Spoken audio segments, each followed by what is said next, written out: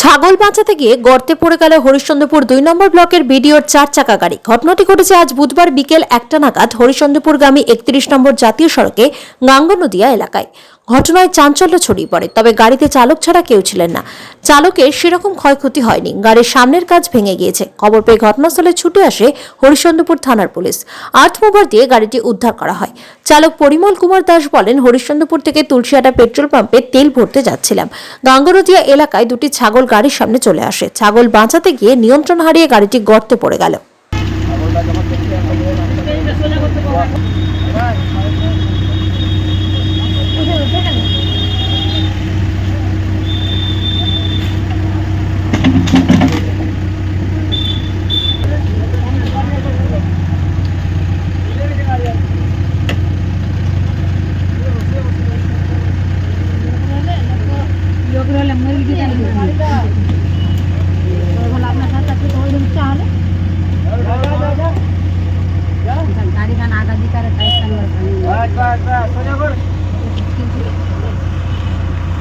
দুটো ছাগল বাঁচাতে যেয়ে চেক মারলাম, গাড়ি টেনে নিলাম।